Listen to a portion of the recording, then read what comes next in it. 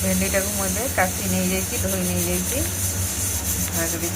तेल को कढ़े पकई नहीं हमें भेंडीटा को